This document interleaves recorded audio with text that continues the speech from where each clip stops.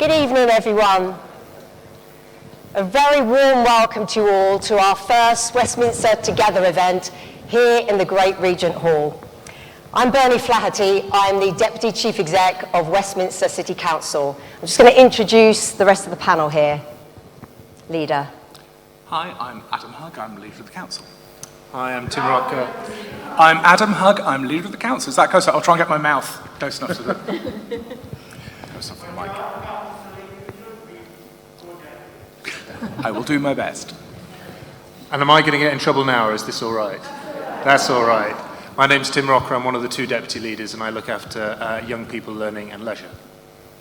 I'm Nafsika Butler-Thalassis. I'm Cabinet Member for Adult Social Care, Public Health and the Voluntary Sector, and I'm a councillor in Maida Vale. Hello, I'm David Boothroyd. I'm a councillor for Westbourne Ward, and I'm also Cabinet Member for Finance and Council Reform. Good evening, everyone. I'm Aisha Les, and I'm the other Deputy Leader, Cabinet Member for Communities and Public Protection, and also Church Street Ward Councillor. Good evening, everybody. I'm Jeff Barraclough, Councillor for Maida Vale, and I look after planning and economic development in the new administration. And finally, my name's Paul de Moldenberg. I'm the Cabinet Member for City Management and Air Quality, and I have the honour of representing Hyde Park Ward. Thank you, everyone. So I'm very privileged tonight to be chairing this panel. But before I hand back to the leader to take us through some other points, I do just want to do a few housekeeping matters so that we can make sure tonight's event runs as smoothly as possible. So it is a hybrid meeting. So what I mean, we have many people here. In fact, thank you so much for coming. There are so many of you. But we are also live streaming the event. Now, the anticipation and the hope was that we would have some questions from our live audience there and from the audience who are sitting here tonight. Because of some technical issues, I feel like I say that in most meetings, but there are some technical issues. We may just be able to take the questions from the floor. But of course, those people who are watching, who are sending in questions by email, we will be responding to those after the meeting. So please stay with us. So I will be asking from the floor questions, and there are some fantastic people around. If you want to just raise your hand and you look around there at the back there, they have roving mics. So if you wish to ask a question, please put your hand up. The person will come over to you. If you can speak as clearly into the microphone as we're trying to do as well, so we can all hear it, and your question is as simple and succinct as we can, so we can absolutely answer it, that would be really good. So if we can't answer the question, so we will attempt to in terms of the panel. We also have some officers down there to the right that we may be drawing upon. But if there is something that we need to look into, some data after, we will of course send that after the meeting. So we are not expecting any fire alarm. But if we do, please follow the signs at the back to go straight through to the exit there. In terms of the conveniences, the gents are to the left through the door and the ladies is to the right. So I'm now going to hand back to the leader to say a few words, and then it will be over to you to listen to your questions. Thank you. I hope you enjoy the evening. Thank you very much, Bernie, and good evening, everyone. Thank you so much for joining us here this evening and online for our first Westminster Together meeting.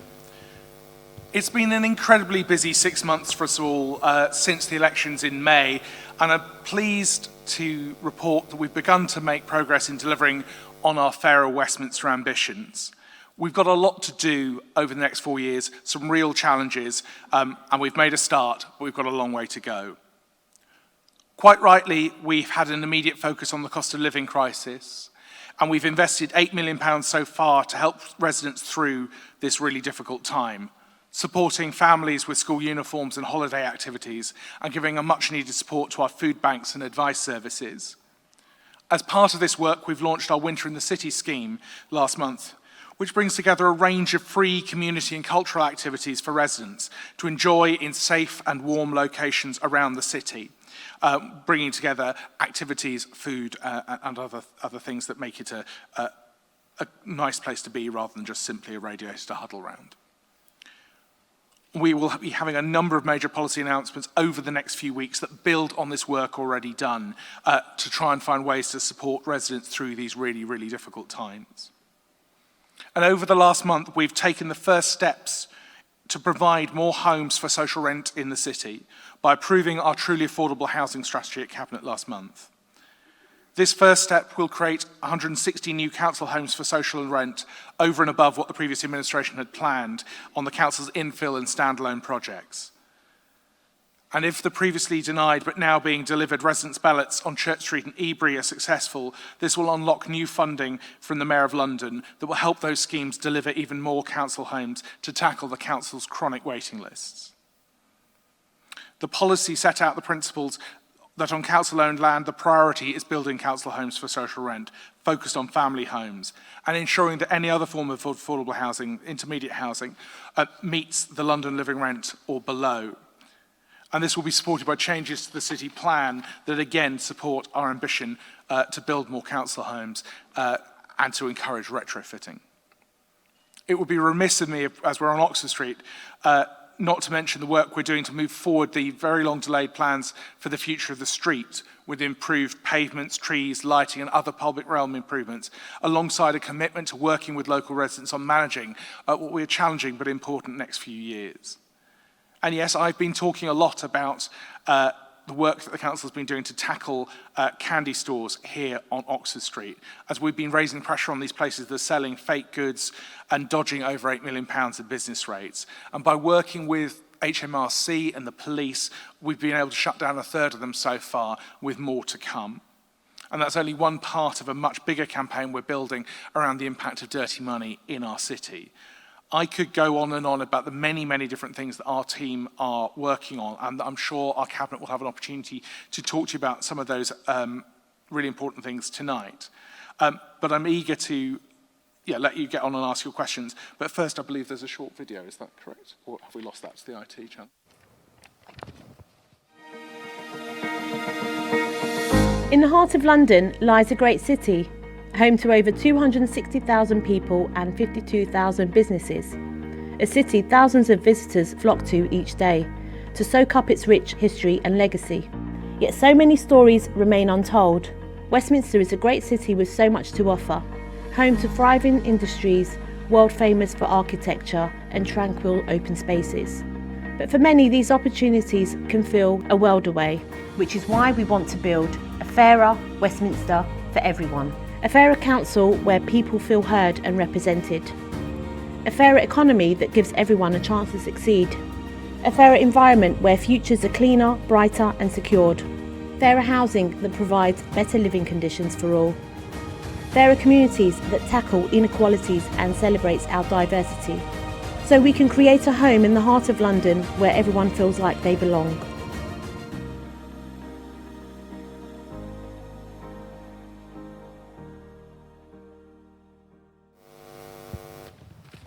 Okay, thank you. So now it's over to you. Anyone going to be the first one to ask a question? Okay, over there, please, on the right-hand side, blue shirt. Thank you. Hi. As I'm sure you know, in Westminster, there is the core working hours, which means people can only do heavy work at certain times of the day and not on a Sunday or a bank holiday. But there's no control over when people can have a street march or a demonstration. Now, we don't want to shut down the freedom of speech. They're entitled to speak. But could something be done to bring the demonstrations in order with core working hours so that they cannot form a march on a Sunday or a bank holiday? A couple of months back, it was 8:15 on a Sunday morning when a massive demonstration started at Hyde Park that was waking up local people. And local people, like freedom of speech, like to have their sleep. So can something be done to prevent marches on a Sunday and a bank holiday? Thank you. Thank you so much for that. I mean, it's a really difficult and important question. I think the answer is no, but there are things that can be done to mitigate it. I think the challenge is ultimately there are a number of faith groups who would not be able to protest on a Saturday, for example. Members of the Jewish community would not be able to do that. So Sundays are an important day for them to be able to do that. But we recognise the huge impact that it has on people over the weekends. So as I said, I think it's something that would be impossible to do in law, and I think there would be some real freedom of speech challenges if you do it. However, there is a lot more work that can be done around where people are marshalled and where they meet. And I think there is a collaborative approach that we can take as a council to work with the GLA, work with the police, to try and find ways to say, if you are going to choose that as a meeting point, you are going to be waking up everyone directly around you, and you're not going to be doing your cause any good. So I think we don't have control over protests. They're managed by the police. But obviously, as a council, we're a stakeholder. So I think there is a job of work that we can do to talk to different agencies about encouraging people to meet as a meeting point away from where people live. I think what would be helpful is after the meeting, if you can feed back where it is exactly that you are, and then we can sort of see if there's word that can be put out to the police and to the GLA around potential encouraging alternative slots away from where people live. Because I'm aware, it's an issue at weekends. The timings of protest stuff is a real issue for different faith institutions as well, in terms of meeting outside where they're worshipping as well. So there's an issue for residents, there's an issue for faith groups, and there's a whole raft of things we need to look at. But I think it's some intelligent work about where people go, may be something that could improve the situation, but I think it's in law something that would be extremely challenging to do what you suggest. Thank you very much. Lady here. Good evening. My question is really about all the rumours with Oxford Street and what's going to happen there. For most of us, we still want buses going along there. I know Sadiq Khan, he definitely wants to get the buses off there, but we really need buses. And the thing is, the feedback that people would give, most of those people don't have computers. So, there's a real way that those people that need the buses can't get in touch with you. I think there's a broader point about inclusion for people who aren't online, and I think we've picked up some of that around making sure that future events like this are shared more effectively offline as well. But in terms of the plans for Oxford Street, I believe that we're going to be able to give you some reassurance, but I'll hand over to Jeff to talk in detail about Oxford Street and buses. Hi, everybody. Rose, we're not pedestrianising Oxford Street. Not going to happen.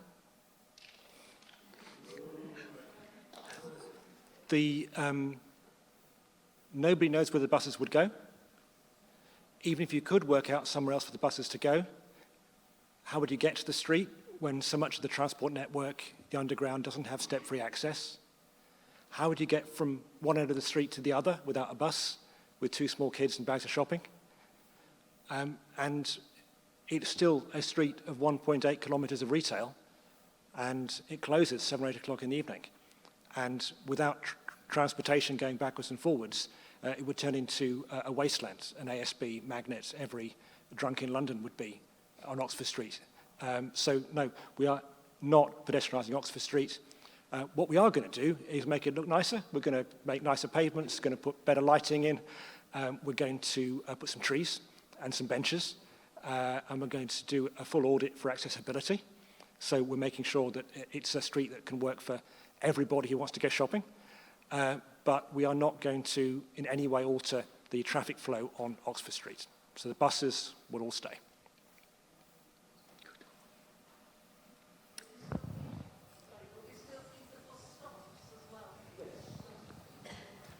You couldn't get off the bus, could you? So no, we're going to...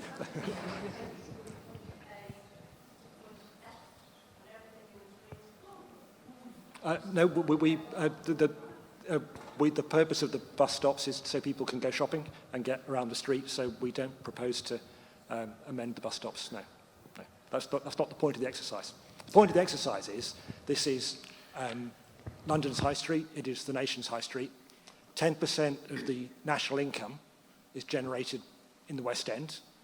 That is critically important for the financial health of the nation and of London. And we learnt through COVID that all the various sectors of the West End are part of an ecosystem. So culture and restaurants and retail and offices all depend upon each other. You take one out, the others fall away, because people locate and work and shop in the West End.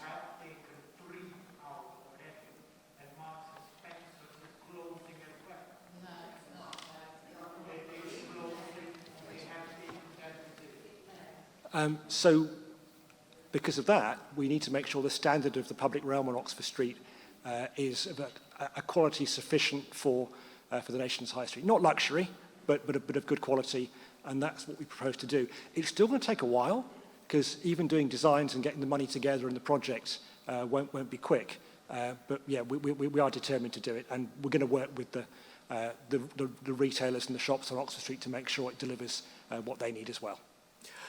So to be clear, we want to make Oxford Street, the wider West End, better to walk in, better to cycle in, as we do the rest of the city. But public transport is still a vitally important part of the future of getting around Westminster, and that's why I'm delighted today that so many of the bus routes that were potentially under threat have been saved across London, including many of the key routes that we were fighting to save here in Westminster, because buses are a vital lifeline for so many people. So I'm delighted that's happened. Thank you. I'm going to take one more question from the floor, and then I'm going to do 3 online, and then I'm back to the floor. Is it a question that's related to a previous? Okay, I thought that might be. Yeah, it really is important to get the buses, connected, especially for people like me with, disabilities. And I've lived in the West End for 20 years, very close to Oxford Street and Regent Street. And I've seen bus stops taken out willy-nilly, very difficult to then, get to bus stops because they're further away. When you get off, if you want to go to a certain shop now, the bus stop's missing or it's much further away. And when you do have bus stops, for instance, there's one that I have used in the past on Regent Street, and the bus stop's in one place and the seats are in another. And if you're disabled, that's not any good. The other thing is, in the old days, at a bus stop, you used to be able to sit down. Now you've got a sloping bench. This is no good for people who need to sit down at bus stops. So you really need root and branch, look at everything and make everything accessible for people. Paul, do you want to pick up anything about bus stops? The bus stop at Regent Street outside the Polytechnic is the one you're talking about, isn't it? Oh, right. Well, I'm certainly taking up that issue with both Transport for London and our highways people, and hopefully the shelter will go close to the bus stop as soon as possible. I use that one myself. Okay. Thank you very much for that question. So I'm going to take 3 from online at the moment. So the first one is, what is the new administration doing to tackle long-running cases of antisocial behaviour in housing? So I'll have an initial crack at this, and then they can pass to. We've got some officers here from our housing team who can talk about what's happening on the ground. And one of the things we're doing is investing in more, housing SB officers to work to try and pick up the caseload in housing. The council has recruited a number of more housing officers, so there are more housing officers per person than there were before. There is still an awfully long way to go to get this right. So having the personnel is just one part of it. We want to make sure we're doing more to listen to residents at an early stage. I mean, the ward I represent is mostly social housing, and we have an awful lot of housing ASB cases that come all the time. That after sort of repairs and homelessness issues, housing ASB is one of the top issues that I have, and I think that's the same for large chunks of the panel here. So we know the huge importance of getting on top of this as an issue. Does anyone else from the panel want to say anything, and then we can potentially throw to Chris Shoebridge in the audience if there's anything. Yeah, Aish, do you want to? Yeah, just to echo what our leaders just said, we've also launched our ASB strategy. Sorry, can you hear me? Can you hear me? Hello? Can you hear me? No? Yeah? Just get on with it. Sorry. Can you hear me now? Yeah? Hello, can you hear me? Sorry, I've got blocked ears, so I can't really hear properly. So I was just saying that we've recently launched our ASB strategy, and that's working with the housing team. So it's about the behaviours, and it's a combination of ASB that we see on the streets and also ASB in our housing estates. And we are working to review the complaint structure and how quickly we respond to calls and how quickly we tackle the issues.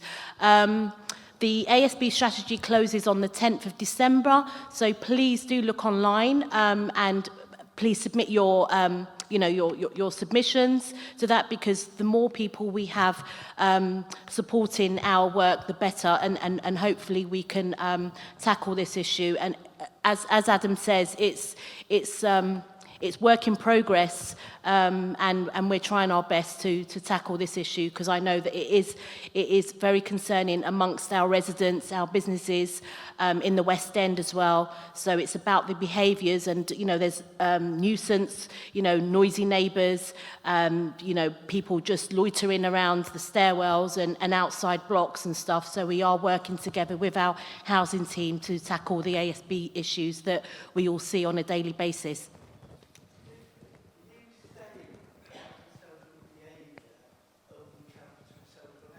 No, I'm not saying that.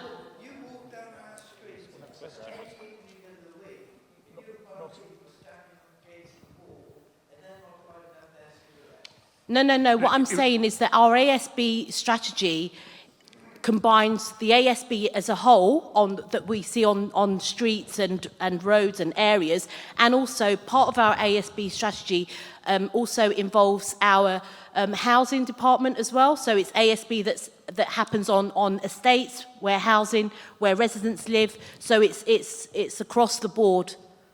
The specific question that was given online related to ASB on our council housing, so that was why we were focusing the answers to that point.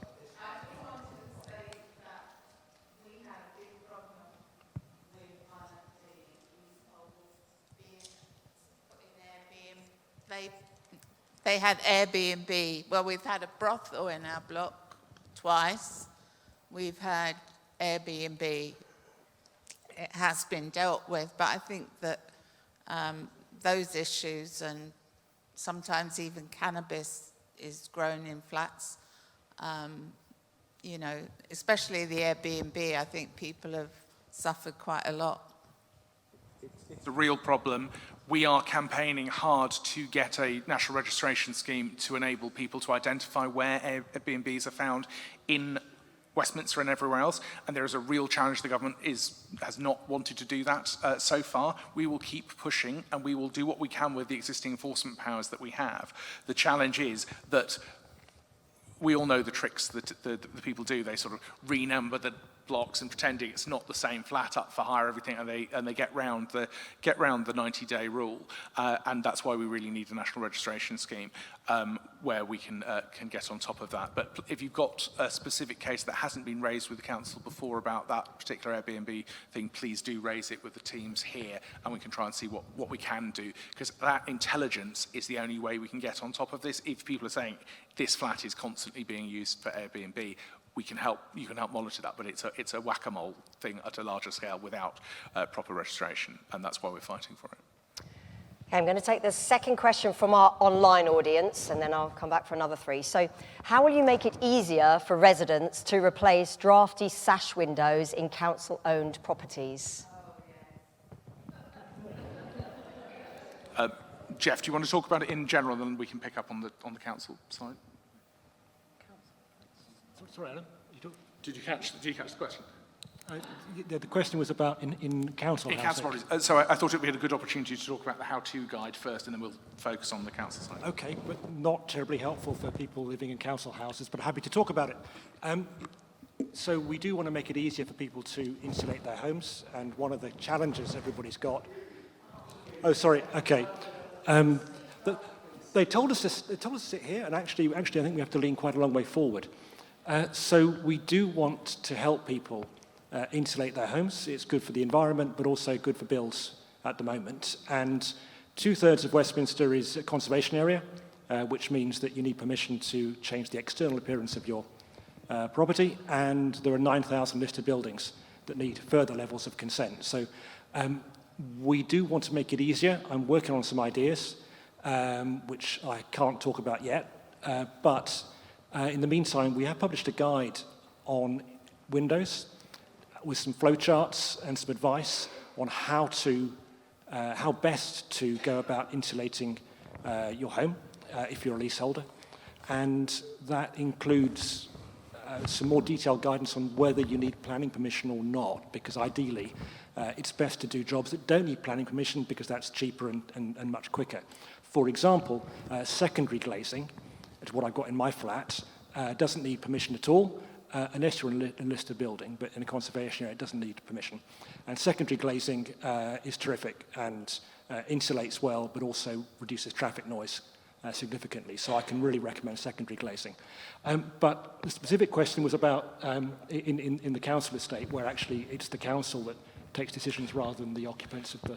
So, yeah, exactly. I thought it'd be a good opportunity to show off the exciting guide, because people do ask that general question quite a lot. In terms of council housing, there is an enormous job of work to do to make sure that our estates across Westminster are double glazed or have appropriate secondary glazing, as you have talked about there, Jeff. I think we know there are huge challenges about cost to leaseholders that have to be managed effectively. We will always look for grant opportunities to get funding to support decarbonisation efforts, of which improving insulation and stuff like that, it can be part. And I know that there's been work that my colleagues have done effectively in Lancaster Gate to help try and bring some of the costs down on the end, at the final stages of the Hallfield double glazing initiative. It is a really knotty problem where leaseholders are being asked to pay large bills. So that's again why we're looking at whatever we can do to get the costs down. I don't know if Chris, do you want to say anything more about the efforts we're trying to do to get? Of course, please.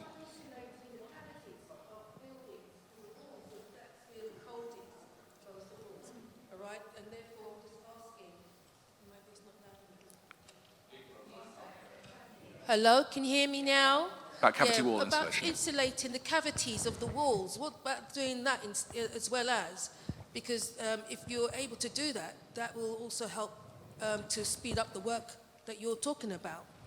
Okay? It's not science thingy, Bob. It's just, straightforward work. Yeah, you don't need planning permission for that. No, So, exactly. no. So therefore you can do insulating the cavities of the walls. That will help to keep the buildings warm as well.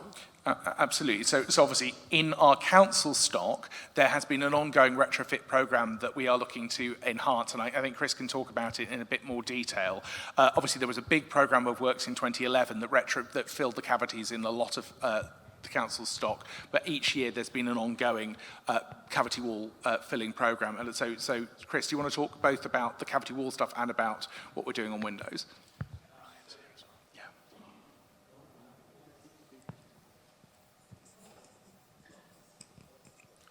Hello? Yes.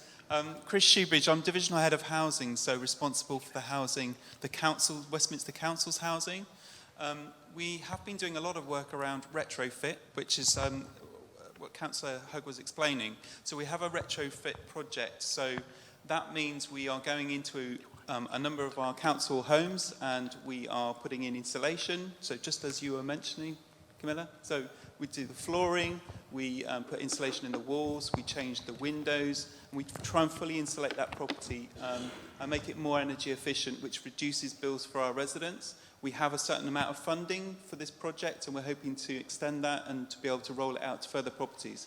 It doesn't suit all of our residents because it does mean losing some space in your flat. So if you've got a one-bedroom flat or even a bedsit, you may not want to lose that space because when we put the insulation in, it makes the property effectively quite small. But some residents are taking us up on the offer of the retrofitting work, and that's ongoing at the moment. But we are looking to try and secure further funding for that. We're actively looking at supporting. I don't know if Councillors Jude or Sandquist want to come in at all about their experience. There's two of our Deputy Cabinet members who've been working on some of these issues. Hi, is your name Camilla, did you say? Yeah, hi. Just to add to what Chris says, there is a scheme at the moment, so if you're a Westminster tenant, then find someone after, let us know your address and your email, and you can have an assessment. As Chris said, it may not be suitable for your property, but we need to identify the properties where we don't have a suitable retrofit offer and develop new schemes for it. So please find us after.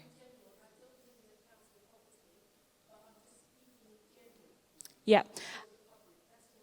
Definitely, and as Chris said, there is a scheme and there's not a huge amount of uptake at the moment. So what we're trying to do is work with residents to understand how to make the information better, what kind of information sessions they need in the community, if they can see a house where it's already, the works have already taken place. But please do tell your neighbours, tell people who you know who are Westminster tenants and ask them to get in touch and to ask, because there is a scheme, there is funding, and an assessment of their property can be done.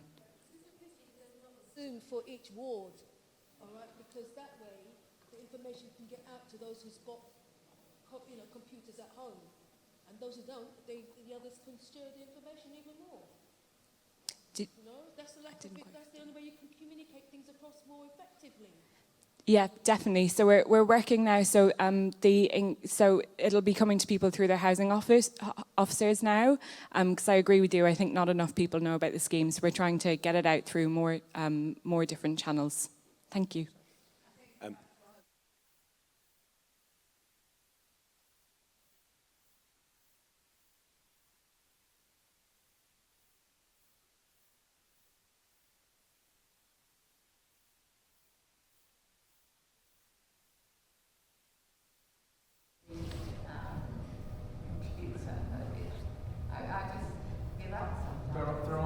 There are now more housing officers than there used to be. We will be bringing back estate officers in certain parts of the city over the next year or two to try and get that face-to-face contact back. It's not going to be like it was before, but we want to get people based in their local areas to be able to access the homes more easily. So it's not going to happen overnight, but we're going to sort of get that sorted. I think Ryan just had a quick word on this one. Is this on? Can you hear me? Yeah. Just to add, just to add one more thing, Camilla, and people who aren't Westminster housing residents, I just want to point towards our Green Doctors over there, which we've just put some more funding in. The Green Doctors team, they're offering free service to survey up to 400 properties to see what sort of measures you could have to improve the insulation. Cavity wall insulation is, of course, one of the most affordable measures, but they'll come along, they'll look at what the most practical thing in your property is. So please go and speak to the team afterwards, pick up a leaflet and get in touch with them. Thank you. So I'm going to ask one more question from our online audience. And I would just say I've had a note saying thank you so much for the supplementary questions, because it's so important in these kind of settings. The people online can't hear if we don't use the microphone. So if we can, that would be really good. So the last question from the online until we go back to the floor and then back again. What can you do to clear the pavements of recklessly abandoned hire bikes?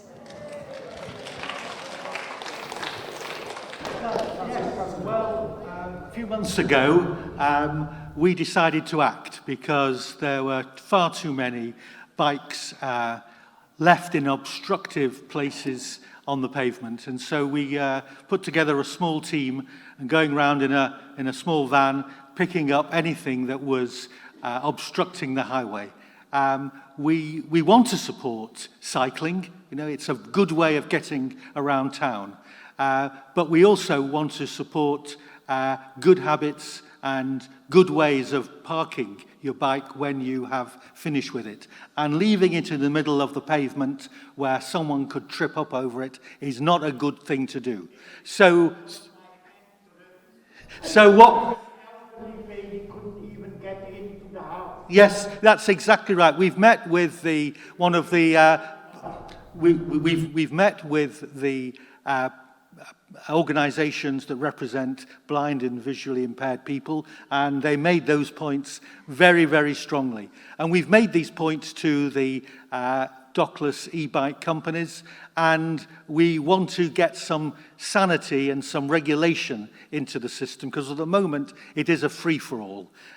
We're trying to get the government to introduce some legislation, and there's a transport bill promised to go through. So we're working with our members of parliament to try and bring that legislation forward. In the meantime, our team of highways people will be continuing to go round looking for bikes that are obstructing the pavement and to taking them away.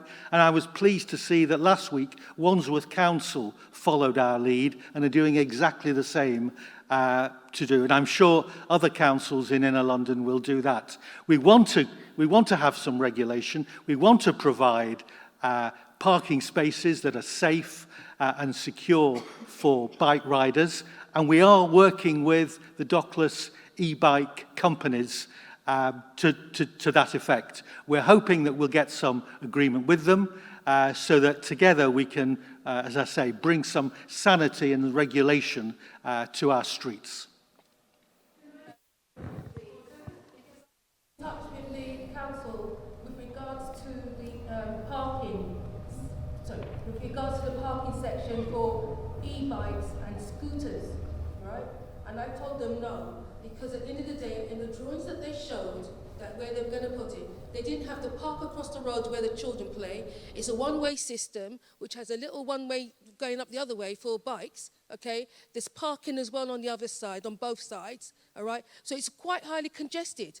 And there's also a roundabout, okay, at the top, where it's not even safe for children to really cross, all right? And I asked them if they can come to me and we can see how it can be done better, and they never even reported back to me.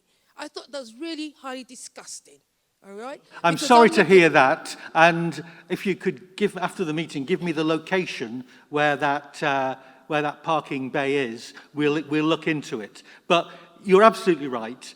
We've got to locate the parking bays for the bikes in safe places. Thank you. We have to, because otherwise there's no point doing it. That's right. And so we're looking at this very carefully on a street-by-street basis so that we get it right. But I'd like to be involved as well, please. Well, all right, I'll even do drawings. All right? Please, because after the meeting... it is really unsafe of what they've done. Yes. Because they came and moved away the original fencing where the nursery across the road, next door, all right, there's a park across the road, a nursery next door, residents, and then a garage gate. It's too congested. Okay. You can't have it there. After the meeting, you can tell me exactly where it is, and I'll get somebody over to look at it. All right, I'll draw it for you. Thank you. Thank you very much. All right. This thing to work properly, it's bringing order, regulation, and finding spaces across the city to allow this system to work that gives people access to bikes, but not leaving them in front of people's houses or blocking pavements. And it's getting that balance right. And we're working, enforcement, yes, but trying to get a collaborative approach in the absence of government regulation to try and get a way through this. Thank you. So, can you just wait for the microphone and then... Thanks. It sounds like it's like a storm in a teacup, because the council's own strategy is to see the number of cycling journeys increase drastically. So why not just put one of those parking bays for e-cycles and e-scooters on every street, like they do in Camden, and then people don't have to park them on the pavement, and then you can then tell the providers, well, people are not parking on the bays specifically designed for those e-bikes. Do something about it with fines and other incentives or disincentives, but the council just saying sort it out and not giving the providers that solution of the parking where... That's exactly what we're doing. There are 4 e-bike operators who are active in Westminster, and we're talking to all 4 of them, and we're using some of their data.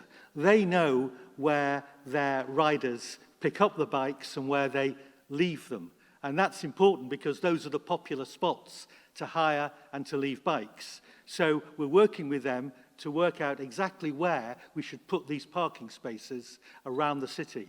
A lot of them will be in the West End because that's where people like to come and leave to go back to where they live out of Westminster. So it's quite scientific. We're not just going to locate the e-bikes parking spaces willy-nilly, just anywhere. We're going to locate them in the popular places where cycle riders like to visit and where they like to pick them up when they go home. So it can't be done overnight. It has to be done in partnership with the e-bike operators, and it also needs to be done on a street-by-street basis. We're on the case, we're doing it, and we hope to have a scheme set up as soon as humanly possible. The challenge we have is Westminster is a popular place to come. People will cycle into Westminster, possibly have a drink or two in the many wonderful establishments that we have here, and not necessarily cycle back, which creates a stock and flow problem for the hire companies. So they have more stuff that's left here than gets taken back out again. So that's a real challenge. Thank you. I'm going to take a couple of questions here. Faye, you've had your hand up very patiently. Oops. Hi, I'm Faye Sandler. I'm a Westminster resident. I actually have got loads of comments about all of this and the way it is. Cycling's fine. It's about transport and it's about choice. But what my question that I really wanted to ask today is that I'm part of the local account group. We've had a change of administration. There's a few of us here from the local account group, and we're under Bernie, who has been very kindly including us in a lot of the things, and we do everything that we could help you guys with because we're very proactive in the community. We bring a lot of feedback. We're part of the leafleting.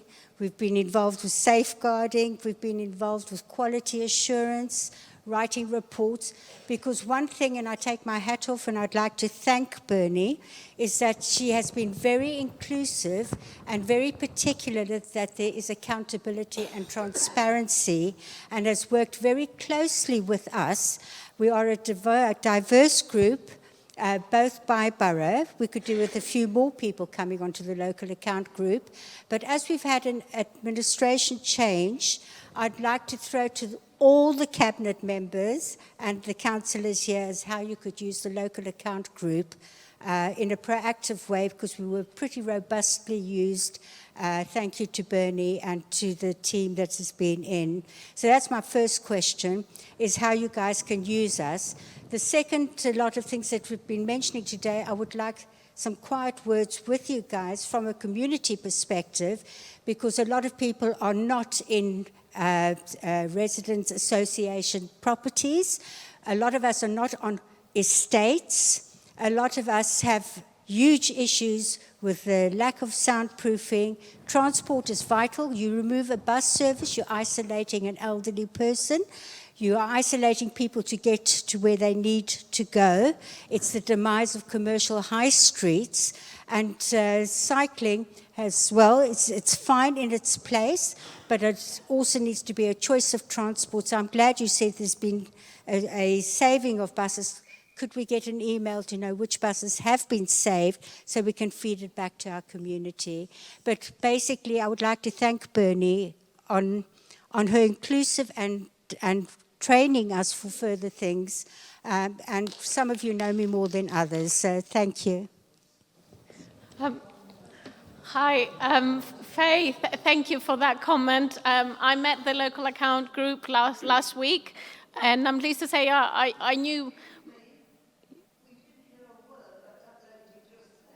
Okay, so I'll repeat some of the questions. So Faye brought up the local account group, which is a group of residents that support the council with engagement over various issues. So, for example, they take part in interviews. When we interview for senior staff, they take part. They've been interviewed for the safeguarding report. So they're one of the ways in which the council engages with local residents, and they are a fantastic group. Well, we can make sure that the details of the local account group are published, because we very much want more people to join. Yeah, it's not online. It was all face-to-face, and I met... Do you remember me? We've known each other for a while. Good. Good. So I would very much like to see more people join the local account group, and you know, they do a tremendous job, and we very much want to build on that. I don't know how many people. I can see a couple of people who are a member of it, so it is a very good thing to try and increase it. So just to add, the local account group can't be the only way we engage with residents. It's only one of the many ways we engage with residents. And my responsibility is for adult social care. And I think it's very important that when it comes to adult social care, we don't only rely on the local account group, and we do further engagement, particularly with users of social care. And that still remains very, very important. So the resident panel, I think that does work around housing. So this account group is just not for just the whole council, but not housing? So the local account group mainly deals with issues to do with adult social care, but they've also been involved in other areas, and that's what they're asking, that they would like to be involved in other areas as well, which was part of Faye's question. Yeah, so originally an adult social care body that's then broadened out because it's a pool of residents.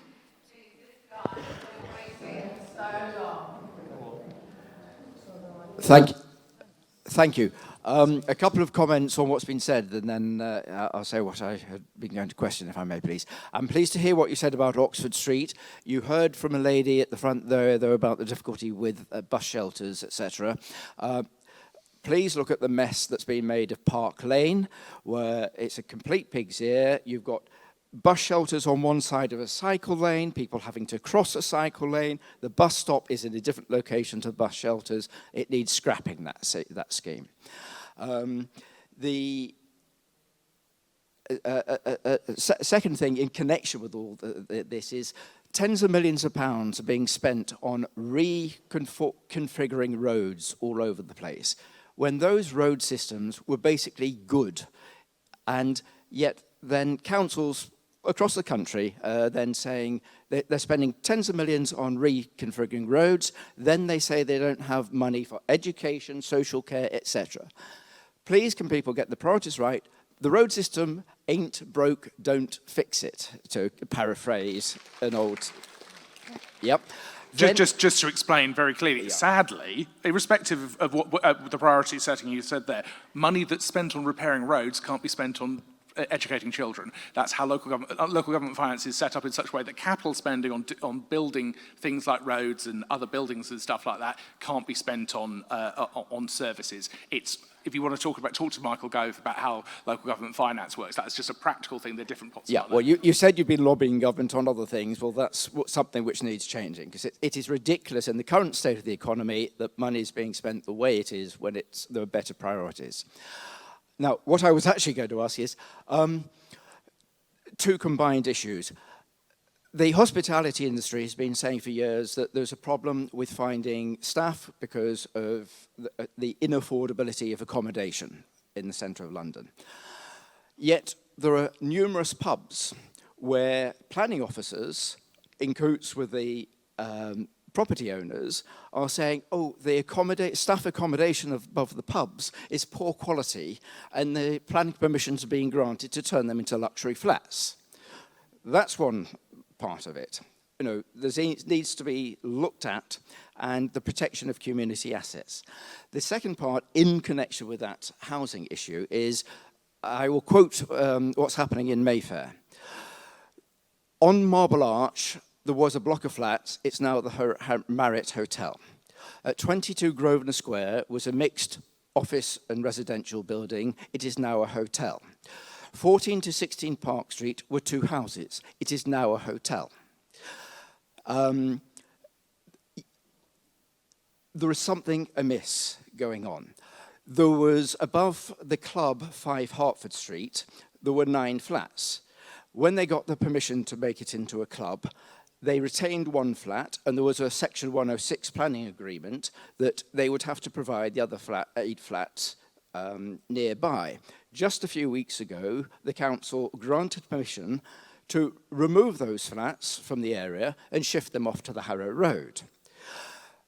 There's an application at the moment for 2 flats on North Row to be shifted to above a pub. Communities get broken up. The flats, the accommodation needs to be in the communities, not suddenly shifted to another area of the borough. Plus, we should not be losing so many residences to hotels, etc. Thank you. Shall I throw that to my planning colleagues first and see whether... Sure. Happy to take that. So the city is under new administration. So the city is under new administration, and the poor practices of our predecessors, I hope, will end. And some of those things you mentioned were poor practices of our predecessors. Specifically, residential property is protected in the planning system and should not be converted to anything else. without a very, very good reason. And a hotel is not a good reason to convert residential into something else. So that's done. That's done. When? When was that done? The new city plan, the old city plan as well, I think. But our predecessors quite often ignored their own plan. So you could do that as well? We wouldn't ignore that because we've been elected on a platform of doing it properly. So sorry, I lost my thread. What about 20 new hotels around Soho area now? So yeah, I mean, I think you're making a very fair challenge that the planning system in Westminster, particularly before 2018, when Robert Davis was running it, when he was doing my job, and also chair of planning, so he was doing both jobs and therefore had tremendous power, resulted in some very poor decisions. And ultimately, that's one of the reasons that, rather unexpectedly, we are sitting here.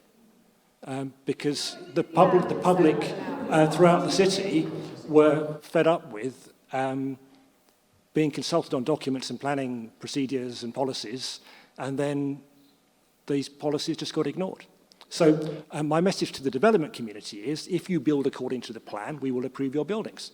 But if you don't, then we're going to have some very difficult conversations.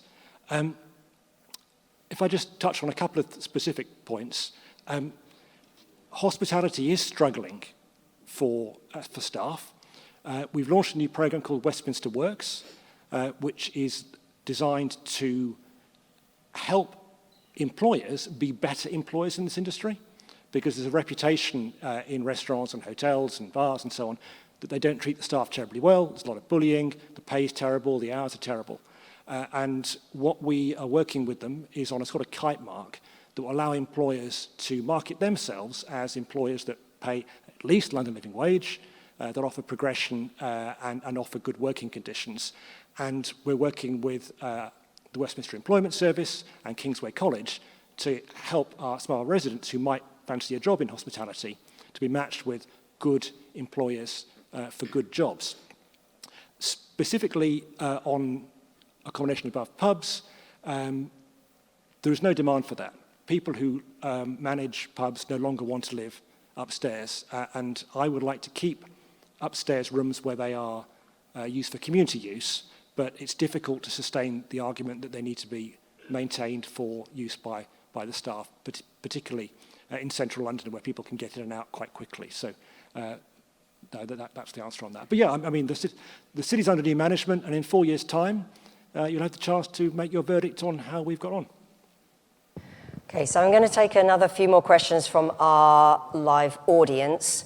So the first one, are new bills about attracting people outside Westminster, or do residents get a chance to live in better quality homes? What is the process of distributing them? I'm presuming that's referring to the council houses that Westminster's building on its own land as part of our development and regen schemes. The answer is that they are for Westminster residents. The only people outside of Westminster who would be getting them were people who were Westminster residents and have been living in temporary accommodation because they're homeless. So it's entirely, our focus is on tackling the housing waiting list of Westminster residents who are desperately in need of bigger homes, homes that are in better condition, or homes because they're homeless, but they're for Westminster residents. There is a broader conceptual problem about how the wider housing market in Westminster has operated for many years in terms of properties that are available, marketed overseas and all those sorts of things. And, that market is cooling down at the moment, and obviously we will do what we can for future planning applications to try and maximise the amount of social and affordable housing that's generated by those schemes, and looking at ways that housing in the city can better work for local people rather than the international international finance. So that's why we're doing work on dirty money to try and draw attention to some of the things that have been going on in the private property market, where we've just been warehousing money and leaving properties empty. But that's not, some of that is beyond even the mighty power of Westminster City Council to entirely fix by itself. But we'll do what we can with the planning system, and our homes that we're building on our land is to tackle the chronic housing waiting lists. Can you pass them? Hello, this problem has come about since Margaret Thatcher, when she just basically started selling off properties, council properties, right, to the private sector. Now, let me explain something to you, okay? Then another leader of the council, she said, because you're born in Westminster doesn't mean you have to stay in Westminster, okay? So she basically broke up a community, all right, and just dispersed everybody elsewhere around outside of Westminster. Like, I mean, I've got children who's in temporary accommodation for about 8 years now, okay? And the thing is, I need them to be near me. And like me, my mum, I've got epilepsy, my mum's got dementia, and so forth. We can't be reliant on social services, okay? Because at the end of the day, social services got enough on their plate, all right? Nowadays, people need to be reliant on their family to give them support, all right? And as for that lady, I don't know what came up her name, but she should never have said, because you're born in Westminster, doesn't mean you have to remain in Westminster. That's a load of rubbish. Well, look, I think you're preaching to the choir on this one. We are very much wanting to provide homes for people in Westminster. We're building more council homes. It's going to take a long time to get to try and undo the legacy that you've just talked about. We're also buying more temporary accommodation so that more of that, the temporary accommodation that people have to put into, is in Westminster or near Westminster rather than to the outer. 8 years in temporary accommodation. No, again, we understand. That's a long time. No, totally understand. We do have lots of other people who want to come in and talk. So we totally appreciate it. We're happy to pick some of these up with you afterwards. Is it a connected question? Otherwise, I'm going to take the other one from online. We want to know, Adam, when are you going to start residence consultation? Because at one time, before your previous council closed down all our estate offices, the residents had somewhere to go to, somewhere to refer to, someone who was prepared to take on a responsibility. Now, at the moment, nobody is accountable for anything. And when we go and make a complaint of any kind, we're told that's being done by a group of people. We don't want a group of people, we want someone to be accountable. Now, in the old days, before your previous council closed down what was known as the housing panel was the only registered official body that was going to talk with the council.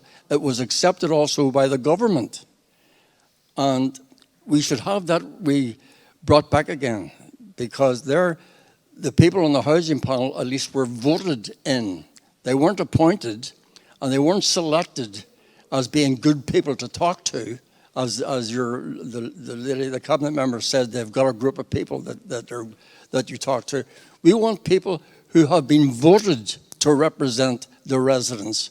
We don't want people selected, and we don't want people saying, we'll talk to you, but we won't talk to you. We'll talk to, we don't want that. We want the people to be elected by the residents to represent the residents, and we want a speaking forum, and that would be the housing panel would be the forum to do the talking for us. I used to come to the housing panel meetings before they closed down. I was very disappointed when the then City West Homes and the council colluded to close it down. It was a massive mistake, and one piece of a much bigger diminution of the importance of residents' association and local groups across Westminster.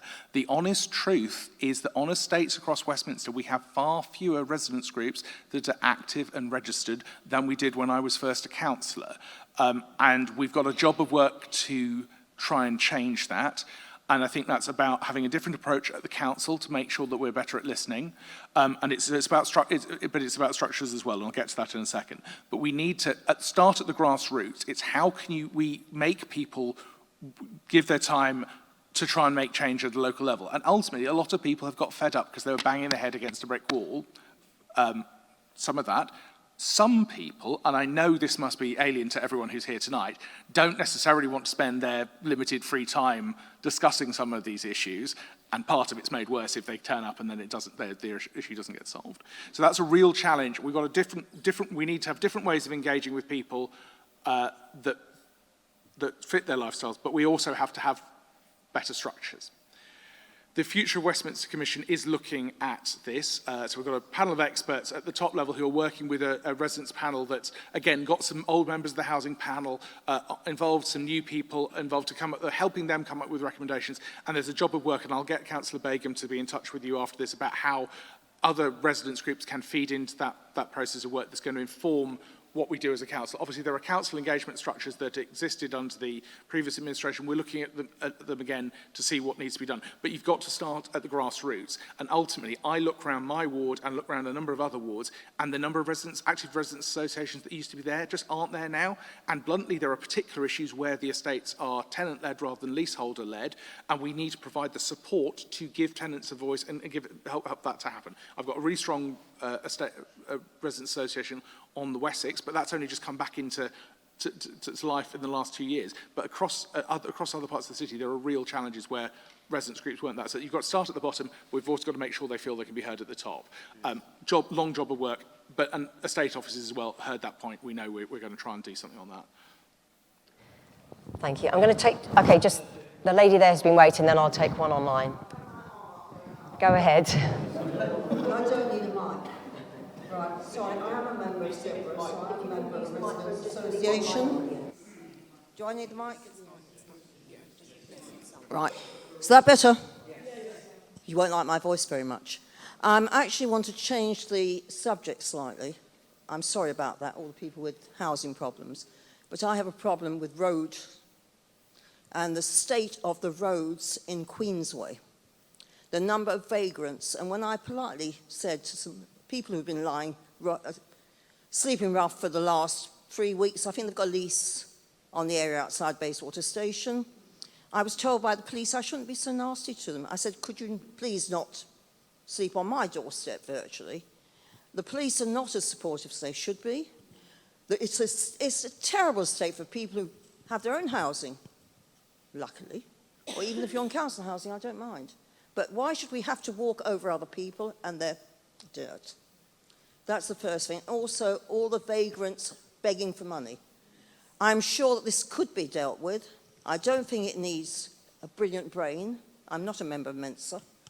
I think someone somewhere should be able to take this into account and deal with that as well as the bikes. You know? I'm sorry, but I just feel strongly about it. Other people might not, but I do. Shall I hand to Paul, who's the chair of the Queensway Steering Group? Yes, we share your concerns, and this is something that Zebra and others have raised with us, and of course the ward councillors for Lancaster Gate and Bayswater. And a few weeks ago we had the first meeting of the Queensway Steering Group, which comprises councillors, council officers, residents groups, the police, Transport for London, London Underground, and as many people, as well as some of the landowners and developers who are investing in the area. We all share that concern that something needs to be done in Queensway about a whole range of issues. And if it was simple, it would have been done, I can assure you. But there are issues that we need to explore further. We need to work closely with the police and with Transport for London and their security people. But we are meeting regularly. It's action-focused rather than a talking shop. We're meeting again at the end of this month and next week. So we are on the case. We are hoping to get some action so that you see some real difference along Queensway.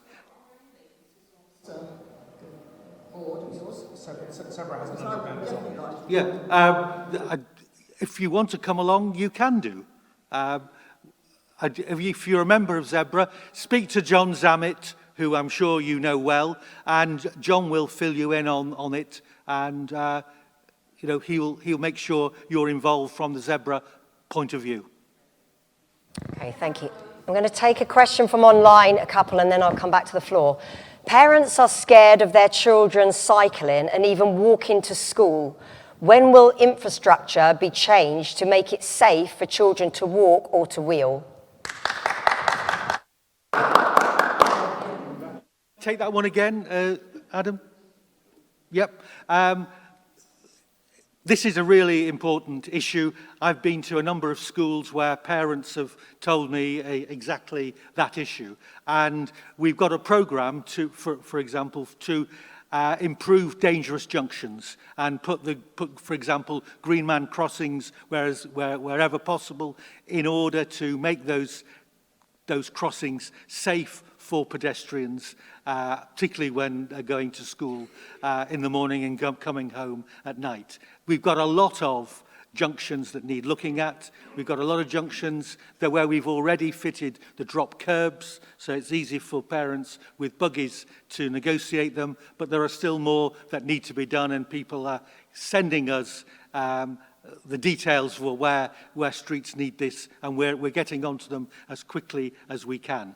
As I say, it's a really important issue, particularly for parents with children, and we've identified some of the most urgent junctions where this is needed, and we've got a programme and a budget to address them.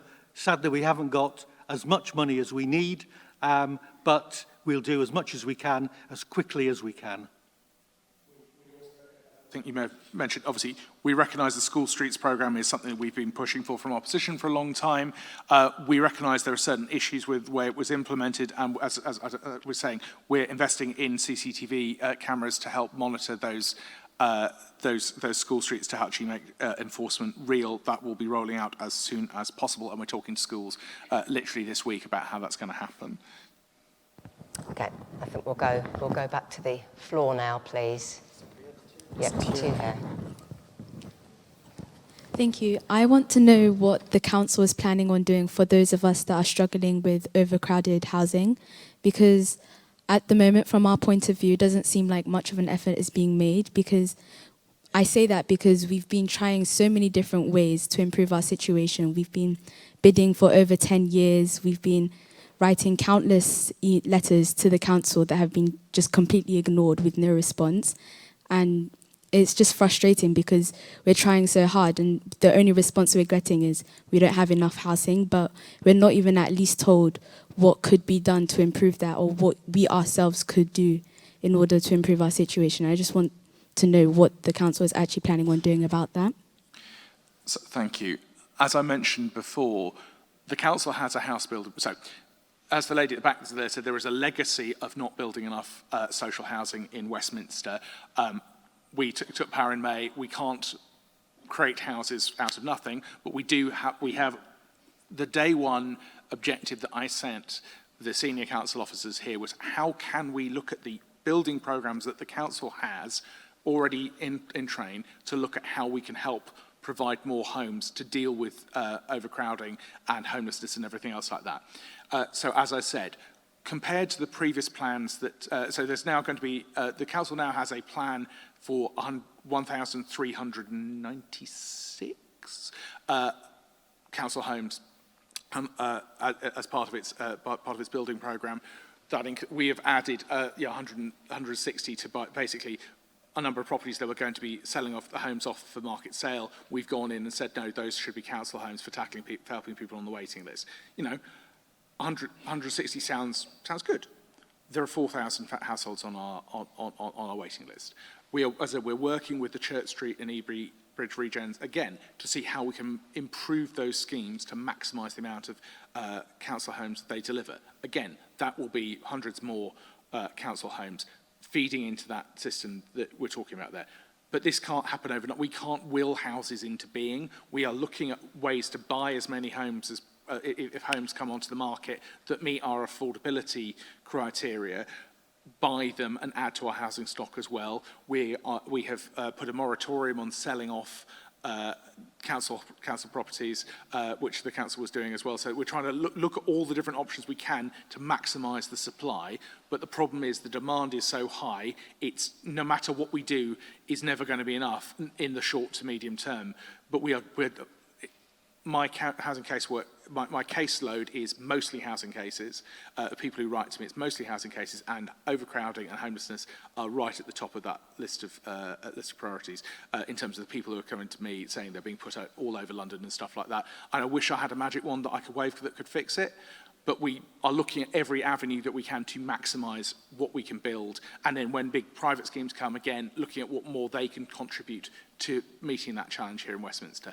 I'm really sorry that you're in that situation because it's soul destroying. I totally get that, which is why we're going to do all we can, but it's never going to be quick enough for the people's lives who are really impacted. And I'm sorry about that, but we're doing, I hope, all that we can.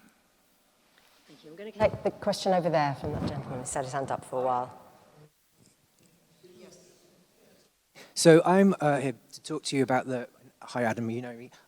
We're here to talk about the issue basically to do with shared heating systems and social housing, because we've been mentioning this with the council and different council workers since June. I was at the FARA meeting in September. We haven't had any solutions. We've just had a letter which was potentially to go out to residents saying you're going to get into debt. Some people potentially are facing bills of increasing of £2,000 in the middle of a cost of living crisis. What is being done to find solutions to engage with residents? Because we currently have our heating system on 24 hours. Some residents have got temperatures up to 32 degrees in their homes in this climate. There's nothing being done to help people, support people, or take even the issue seriously, which is coming through. I understand that you as councillors are taking it seriously, but we're not hearing anything from council workers where there's an urgency, there's an action, where there's a representation or understanding that people are worried about rising in bills by like £10, £20. This is potentially £2,000. And we told people that our heating system is on 24 hours. Nothing. We're being told that we're liars, that we're conniving, that we're difficult. This is just, I can't say the word, but it's just really frustrating. In terms of what we're doing overall, as I said, we've got an £8 million package that's already in place to support people through the cost of living crisis. We're going to be making a big announcement tomorrow about a further £2 million, which are going to help really boost the direct support that we're doing, some of which will be going to support tenants. There's already a £400,000 tenant support fund for people who are in arrears because of the cost of living crisis. But there's more stuff that we can do. In relation specifically to the issue of communal heating, I know you've raised it, and I know Lisa Begum and others have been raising this as an issue with officers. So Chris, I don't know if there's anything that you want to say about following on from that issue, because I know it's been a live issue and I know that officers have been looking into it.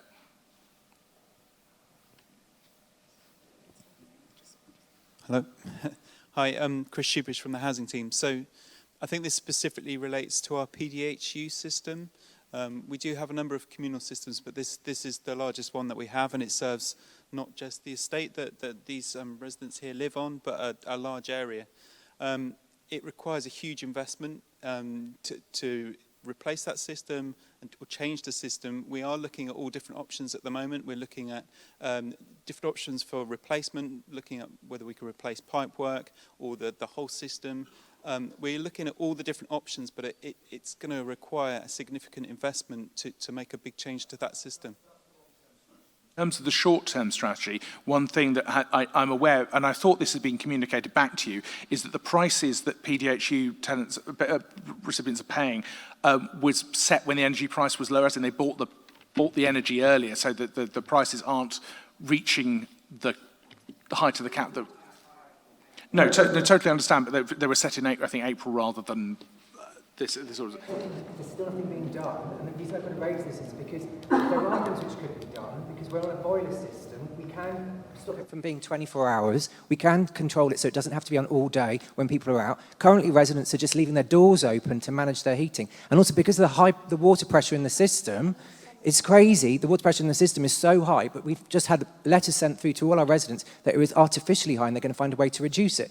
So there's just a disconnect between the way council workers talk to us as residents and what we are finding out on the street. And there's other things which could be done, but we're not having a dialogue. It's just feels more combative than collaborative, and I think it's really depressing.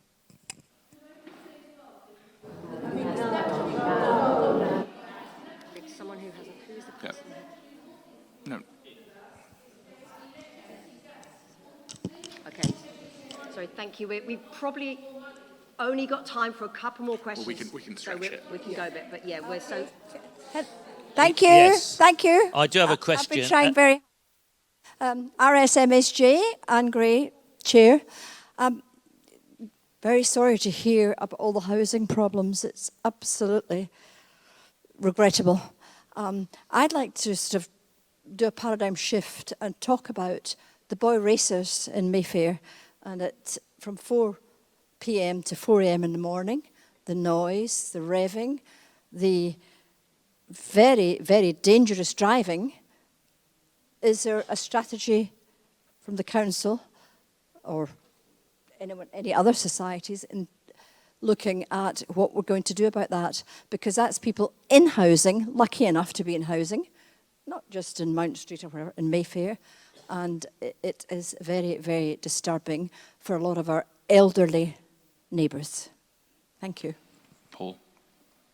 This is something that people have raised not just in your neck of the woods, but elsewhere. One of the things that we are doing is working closely with the police because they have the power. We don't have the power to take action. The police do. So it's very important that we work with them.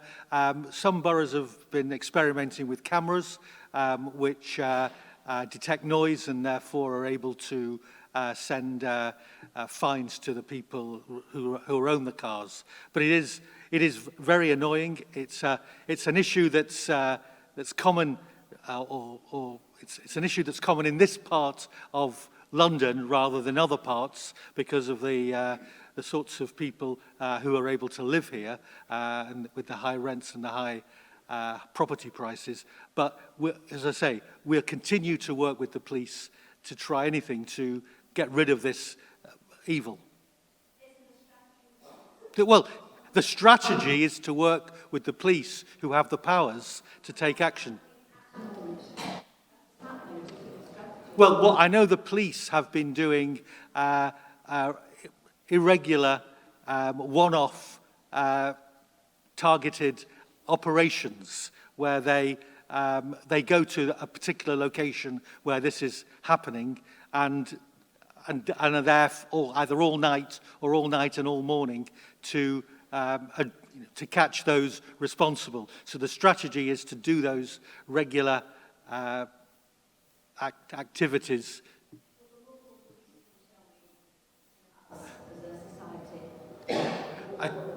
I think it's more than the local police. It's the specialist police who do it, and they are called around a number of places in London to do these targeted operations. So they can't be there all the time because they have to spend their time, other parts of London. Can we, this gentleman, please, has been waiting. Subject. I live just off of Victoria Street, and a casual walk down the road, you see a series of unfortunate people, homeless people, and you also see people you haven't got to be a doctor or psychiatrist to realise they've got mental health problems, right? I know one of our MPs was a big thing about doing it, looking into this. I just wondering, has the council got any plans to try to, if I can say the word, solve this problem? It may be a totally unsolvable problem, but to help these people. But there are some people obviously beg. They're not beggars. They make a living out of it. I accept that. But not all of them. Some of them are in a poor state. Are you going to do anything? Can you do anything? So I can potentially throw to some of the specialist people in the room here, but I think, we as a council invest money with housing charities like the Passage, St Mungo, St Martin's Fields, a number of others who have specialist teams that provide dedicated outreach to people with complex needs on the streets here in Westminster. And it is a huge challenge because ultimately the people who end up on the streets here in Westminster are quite often people who've been failed by the system all across the country, and they end up here on our streets. So I think you're right, there are different things. There are issues around begging from people who aren't actually on the sleeping rough, but there are issues around really complex needs, and Westminster has some of the toughest needs in the country. We will make the case to central government for more funding. We work very closely with those housing organisations to try and provide some of that specialist support to get people off the streets, because ultimately, if people want to be housed, you can get them off the streets quite quickly. It's the people with those really, really complex needs that involve that work, going back, building trust, to get them off the streets. So I don't know. Can I just add something there, because there is a project down there organised by Mr. Goring of the Goring Hotel, and it's called Hotel School. And it's a very interesting story because he, living in the Victoria area, noticed exactly what you noticed about the number of people on the streets. So he started approaching them, talking to them, and realized that their problems were very complex. So he worked with The Passage, and he worked with Kingsway Catering College, and set up what's known as Hotel School. And so he's been working with them to provide a home and a skill and a job for those people.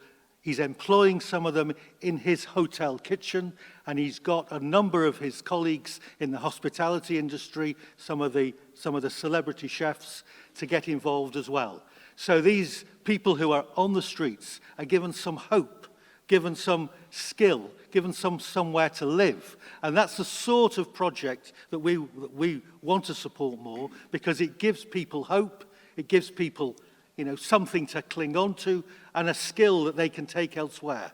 So we are doing things. It's complex, but there are good people out there who we want to work with, who will help us make inroads into this really serious problem. Just to say that we are also working with the NHS, with mental health services, because we know that it is an issue that many residents are not accessing mental health services to the level that they should be. So we are having various meetings with mental health services to see what can be done to improve access for people. So I'm just going to note that you'll have seen from the agenda we were closing at 8, but thank you so much for all your questions. So we are going to extend 1:15. Hopefully you can all stay for that. The lady over there has been waiting for a while. And to talk about... Then we will bring it back, about the lady here after. I'm going to talk about Church Street Market. On the side of Tesco, there was one man there 2 weeks ago, covered with so many different pieces of cloth, plates and plates and plates of rice and so on eaten, people giving it to him. Now 2 other men joined him, and the place stinks. When you pass there, you just want to throw up. Strong, burly men. And something needs to be done about it, because others are joining him, and the restaurants are giving food to them. And they're just laughing and happy. It's really disgusting. Thank you. Thank you so much. I'll pass you over to Aisha, who's your ward councillor and also the Cabinet Member for Public Protection. So I know the area very well because it's in my ward and it's across the road from where I live. We have been working very closely with the Safer Neighbourhood team, police, and also the city inspectors. I know exactly who you're talking about. I see them as well every single day, and it is a mess. And it is, they've got cans of lager there, they've got food, duvets, and they go around the back as well. We spoke about this issue a couple of days ago with our city inspectors, and they are on the case, and we are working very closely with the police because there are some mental health issues as well there. We need to make sure that we get them the right support that they need and deserve, because rather than just pushing them on to somewhere else, we don't want them to then start camping on another street. We want them ultimately to come off the streets and into a safe, clean environment where they feel at home. So we are working very carefully with the other sort of organisations, with the police, mental health, and our city inspectors. So we are on the case, and I'm very fully aware of the issues. And myself, I feel quite embarrassed that obviously in this day and age in central London, we've got people sleeping rough in that state, and we want to help them ultimately, but we don't want the problem to shift onto another street, because then it creates a problem for other neighbourhoods and other communities. But thank you very much for raising that. Thank you. The lady here, and then there's 3 over there that's been... Hi, just going back to Adam talking about housing stock and problems that families have, especially where they can't get housed because you don't have the houses of that size, that number of bedrooms and so on. Did you say that you were buying private stock now to turn into council stock? Is that something you could look at and make somehow law with blocks. For example, there are 3 blocks in Soho, lots of which have been sold off to private residents now. Now, I've lived in 4 different private rented flats in Soho that used to be council. Each of those have been sold off. I'm now being evicted. I've had 3 possession orders. I've had a stay of execution because of COVID, but I'm now being evicted in 10 days on a no-blame eviction because they want to sell the flat. Could you not bring something into law where landlords had to tell the council they were selling so that possibly you could start buying back some of these council flats in Westminster? So we don't have the ability to make laws in Westminster. We can obviously talk to the government about whether they want to introduce laws on these things, but we don't have the ability to make law. What we are doing is we proactively go out and say to people to leaseholders on our estates and other areas, come to the council if you want to potentially sell your property. The challenge is the cost. And ultimately, I have to be honest, in Soho, what once was a council house is going to probably have risen more in value than it will have been on Church Street, in Westbourne, or wherever else. So the challenge we have is, with the limited pot of money we have available, about where we can buy back.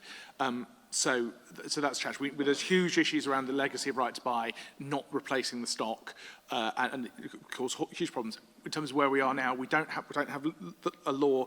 We go out and proactively said, but ultimately, I have to be honest, in Soho it is more challenging because those former council homes may cost like 3 million, whereas on our estates cost 600,000.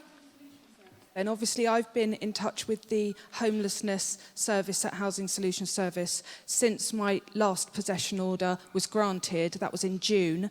In 5 months, we've got nowhere. I haven't even been properly assessed yet. I'm begging you to properly train your staff at the Housing Solutions Service.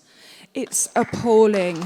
Absolutely. I can't tell you what a terrible time I've had. I've had to have the solicitor come in October to correspond for me, and 2 months later, we're still no further forward.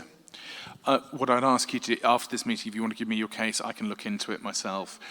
We know there is a massive capacity issue in the Housing Solutions Services because of the amount of people who are becoming homeless is because of what landlords and others are doing. And so I was with Generation Rent earlier today, and Lisa Nandy, who's the shadow minister for this, looking at ways which we can, a future government may be able to support protecting people from evictions where landlords aren't behaving and doing the right thing. But we face a huge challenge in terms of the numbers of people who are needing support from Housing Solutions. There is an issue about the capacity in the team, which we're trying to put in work to support. There's issues about where to put people because it's an incredibly competitive market where tenancy, we're competing with rental accommodation across London to try and put people in temporary accommodation. And it's a bun fight out there in a market where private rents are going up and up and up as it is. And the benefit caps mean that fewer and fewer properties you can put people into, put them into. So I'm not trying to dismiss the challenges. I'm saying there are some real structural challenges that we're dealing with, some of which the council can work with. And as I said, we are trying to buy lots more temporary accommodation, which helps save us money and helps provide things. But again, it's not something that's happening overnight. We're just ramping up the existing schemes to try and help. But it's a really complex challenge. But thank you, and we'll pick up your case afterwards. Thank you. So I'm trying to take as many hands as I can in the last 5 minutes. So those we come to, if you can be as brief on your question, we can do as many as possible. So yes, particularly who hasn't spoken. The lady in the blue, please, has had her hand up for a while. Brief.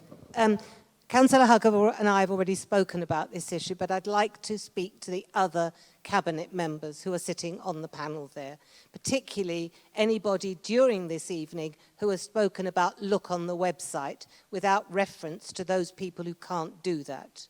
Some of you have already done that. Can you please change your mindset so you are aware of the hundreds of thousands of people who are physically unable to look at the website or contact you by email? Not, I don't want to, not, I can't afford to, I physically can't. I'm losing the sight in one eye and I've got balance problems. So please, Councillor Hugg and I had this conversation, but it's clear from the people who've spoken that you do not recognise the problem.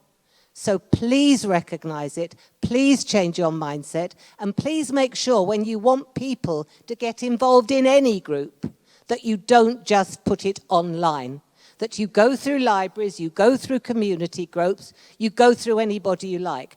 I'm excluded every day of my life from things, and I'm trying to work through the press. I have been in contact with the Daily Mirror. Yasmin Alabai-Brown is doing a series of articles because she believes that the digitally excluded are the most excluded group in the country, and she is right. And you'll see my contribution to it and possibly my picture. And as I've said, we are aware of this. We're investing in in-person advice services and stuff like that. We recognise that not everyone can get stuff online. We think more needs to be done with our libraries and community groups, and we're supporting, putting grants in to support community groups to give them access to things. So totally understand that. Again, it's a culture change that's going to happen overnight, and you know, online is great for lots of people, but it isn't for everyone. Totally get that. Can we get people who haven't spoken before? And as I said, if we've got people who have spoken before, we can pick it up afterwards. Good evening. My name is Alicia. I'm just going to refer to Safer Westminster and Cleaner Westminster. About Safer, and continuing with the theme of the lady that spoke earlier about the speeding or speed of cars. The gentleman said that the police could control that. I am talking specifically about the problem of the cars, the road that goes from Porchester Square and Gloucester Terrace into Westway, where I live, in Porchester Square. There is a speeding limit there, the speed limit, sorry, of 20 miles per hour. There is a camera, light that warns the drivers that they are over that speed, and that light is always on. So I am during the day that we have a fatal accident. I don't know if there have been already other accidents, but I personally have lost 2 cars already, written off, being properly parked, and they were written off because they were crashed at midnight. So I was just wondering, because I don't think the police has the capacity to control this in all the roads that we have. I'm just wondering if you could consider the possibility of putting speed cameras. There is a building at the beginning of the road where it would be ideal for a speed camera, and I think that you could create a very good income generation to invest in whatever you are able to. Yeah. 20 mile an hour is enforced. Can I hand over to Councillor de Moldenberg if he wants to pick this up? I will, if you don't mind, hand over to the ward councillor, Max Sullivan, who knows this issue very well. Can you give him the mic? Hello, can you hear me? You're absolutely right. I think it's a lot of people don't feel safe with the speeds the cars are travelling at on many of our roads, including ones that have 20 mile an hour speed limit. The challenge that local authorities have had is that we can't enforce the speed limit. The police enforce the speed limit. However, there is another local authority which is trialling cameras that are funded by the local authority which do enforce the 20 mile an hour speed limit.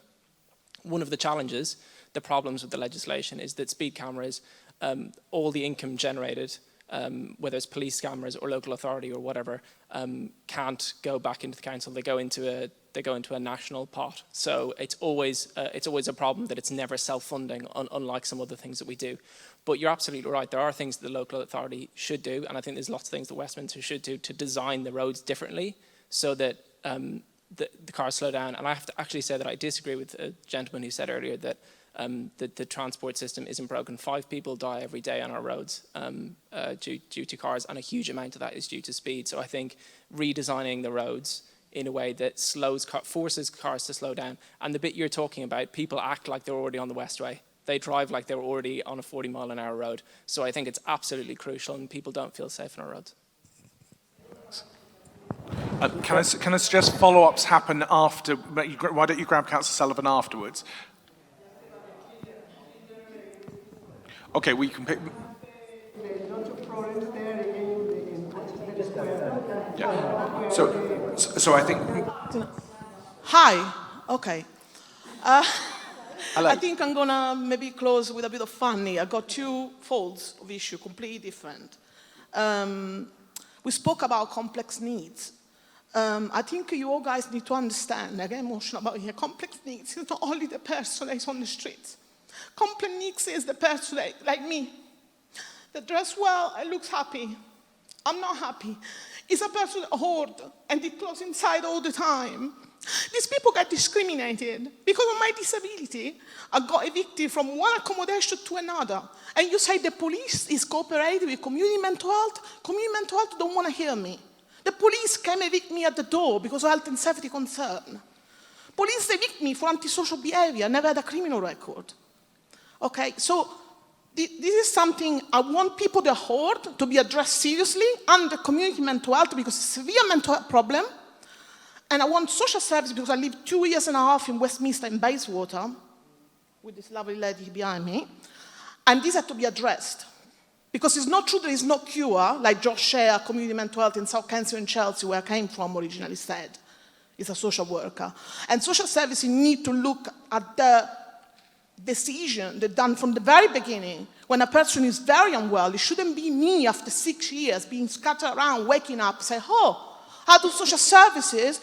They haven't done a Care Act assessment. That's the key, Care Act assessment. I'm entitled to. All the people that hold are entitled to. And I want this to be changed now because it's 6 years, I'm struggling around and I'm dying of it. It's not only the person on the street. Actually, the people that come from the street, they evict me and I need to go to court in 2024 to defend myself for a crime I haven't committed because a woman, they put me with people in St. Mungo's, Radcliffe Garden. This is South Kensington, Chelsea, with a woman that has 18 conviction. I tried to defend myself. I had to go to court for the first time in 2024 to defend myself for ABH. And I got evicted in the midst of the pandemic from some mangoes and meant to rebuild the life. So where is community mental health? Where is the police that come at the door to evict me? That's what the police do. I saw them half an hour in South Kensington, Chelsea, cleaning the boots from some pool. Yeah, half an hour, that's what they spend their time on. Second issue is completely different, so I'll leave you with a bit of fun. Have you ever heard of the Osteomyology Association? They are therapists. They're trading illegally. I was assaulted by one of them in 2015. I had almost a perforated lung, 5 years of treatment, privately paid by my mother. The man assessed sex during the treatment at the London Natural Health Centre in Holborn. I want the Osteomyology Association, by the Parliament, if you can help me, to be voided. Because their treatment are not legal. And pushing a woman, a man, a person, a child in the stomach, that's not a treatment. Breaking the ribs of a person is not a treatment. Right. Asking sex during the treatment is not a treatment.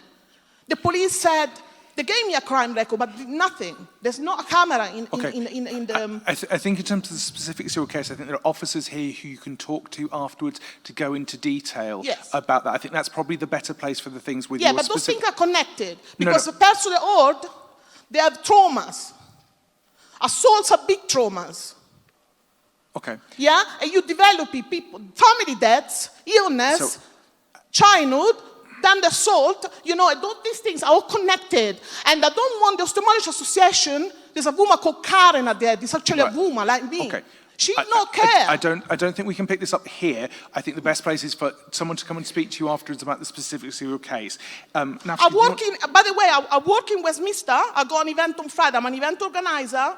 Are you one of our residents here? Well, I was resident till they evicted me because Westminster Social Services didn't come assess me. I think we obviously want to try and get as many people... Now they send me in Brent. We are running over slightly, so we want to try and get to people who haven't spoken before. But in terms of community mental health provision, is there anything you want to say about the challenges that people... No, I think I can say that if you've had difficulty getting a Care Act assessment, that's something to come and talk to me about and let me know exactly the details of your case and see what care you've had, and then we can try and sort it out. Okay, so we can talk about that and try and sort it out. Yeah, I think we better just pick it up rather than in plenary like this. Thank you. We have a question at the back from someone who hasn't spoken I think basically, before. Faye, we'll pick yours up after, as we've seen you so many times, No, we'll do it after this. Okay, hello. Hello. Sorry, before I raise the concern I have, I'd just like to say my heart goes out, obviously, to the woman that just spoke. What I'd like to raise a concern about is actually the refurbishment of Seymour Leisure Centre. What's being proposed is a fantastic facility, well used by residents. We all love it. But what's being proposed is to reduce the size of the swimming pool area. Now, I think we all know in this day and age, I have to say after hearing that lady speak, it feels like a small thing, but you know, health and well-being is so important, and facilities like this run by the council are really, really, really important. And it's fantastic that the centre is being refurbished, but by reducing the area of the swimming pool, you're actually going to reduce the number of people that are going to be able to use this facility. Apparently, there was some public consultation on this, but none of the swimmers, swimming groups, we weren't aware of this. That happened in September and October. And if we had have been involved, then we would have been able to talk to the designers and explain why what they're proposing really will reduce the number of people that are going to be able to use this fantastic facility. Thank you. Tim, do you want to? David, do you want me to pick this one up? If you want to do the on the constant, I mean, I can talk to you about the about how the design was done. Tim is the cabinet member for the. I hope this is working. No. Doesn't sound like it. Speak. Can you hear me in the back? Speak into it. Just about. I do apologise. There it is. I'll talk about the consultation, then maybe David will talk about the size of the pool. I think you're right, the consultation wasn't as good as it could have been. I know officers worked really hard, and I've gone through the hard copy letters that they sent out and the notice that they sent out and their online webinars as well, but I've had one too many residents get in touch with me and say that actually they didn't access things, or they weren't able to access things, or they didn't know that something was happening. David and I were conscious of this in the summer when we asked for some more consultation to happen. We have reached about 2,000 individual consultees in total. So, I mean, we have reached a good number of people. I'm at the Westminster and Chelsea Swimming Club earlier this week. We've been speaking with different organisations locally as well. It could be better. And one of our aims as an administration, by the way, well, two aims really, is to consult better and more widely, and to make consultations genuine exercises. There were rubber stamp exercises before in the previous administration. We want to make sure we genuinely listen. So we will be going through the consultation responses, and I'll speak to you afterwards perhaps a bit more about the specific concerns you have, and then David might pick up the issue with the pool now. Yes, I think the problem with the pool at the Seymour Leisure Centre is that when it was built back in the 1930s, they built the pool to a completely arbitrary dimensions, and so it doesn't actually fit in with any recognised length. The reason why the redevelopment, the refurbishment of Seymour will reduce it is because, firstly, we want to get the length down to exactly 25 metres so that people who need to do timed swims on that recognised 25-metre international length can do it. There are some people who lots of people love the pool as it is, but other people will literally refuse to go to it because they can't get exactly 25 metres. And unfortunately, we also have to. We want to get more people in who have problems with mobility and getting into the pool, and because the external walls are so close to it, that means that you have to allow a bit more space for mobility access, and that means taking a bit out of the width. And there are also issues to do with people looking over the pool in terms of because they go down the corridor and you can see in. So it's the reason why that gets out. It's not a substantial reduction, but we are confident that there will be space in the pool for people to enjoy and continue to swim in Seymour. I think if we've got one last question, two last questions for people who haven't spoken before. Gentleman there and gentleman, woman there. Good evening, everybody. My name is Pat. I'm from north of Westminster, and I can't see so many people here from north of Westminster. So I think if you could consider what is happening to us. We don't know what is going on in Westminster, as if we are not members of Westminster. And I come here, and what we are hearing is the residents, the tenants of Westminster. What about those who are not tenants? What about those who are old and don't know what is going on? We stay in the house and we don't know who to contact for anything. Right now, I have dampness, and I was asking everybody on my road, what do I do? Who do I contact? And I'm an old woman, and I can't go anywhere. I mean, I tried to come here. My son was saying, you sure you can go there? It will be night. And I said, well, I have to come and put my point. I mean, those in Westminster North, i.e. Harrow Road, all those places, we don't know what is going on in Westminster.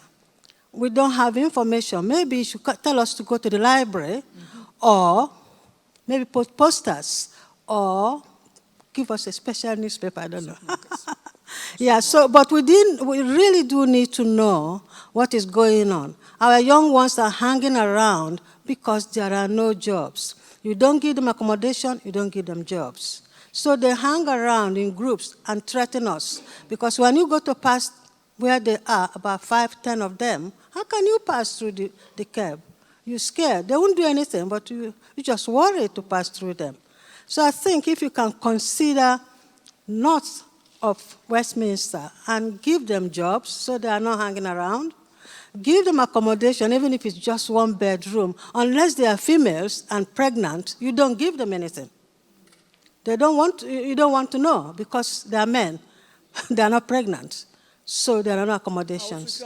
So please consider north of Westminster and help the old people, everybody anyway, not just old people, please. I mean, we want to work for all of the City of Westminster, but obviously a number of the people up here represent wards in the north of Westminster, so we know the issues that you're talking about. I think there are, in terms of community information, I think there is stuff that we've heard a number of people about how we can do better in terms of working with community groups, libraries, everything else to get information about what's going on. I think you said a specific point about damp in your flat. Are you, and you're a private tenant, are you? Yeah, so I think the colleagues can come and talk to you about what support's available to help you with that. There are schemes that you can access, whether it's through adult social care or through some of the planning things that Jeff talked about, depending on what it is in your particular property. In terms of people looking for jobs, we have a whole range of activities on to try and get people into work. But to be honest, some of the challenges that you've talked about antisocial behaviour on the street, that's not necessarily a work issue. For some people it is, but for others it's a range of different responses that we're trying to look at. But we absolutely understand there are big issues in that part of town, and we've got a number of plans around the Harrow Road area. There is a big job of work to tackle the multi-faceted problems that you have in that area, about jobs, about public realm, about antisocial behaviour around the Medihill Market and everywhere else. So we totally understand there's some real challenges there, but that involves investing in communities as well as job opportunities. So, Jeff, be very patient. The last question.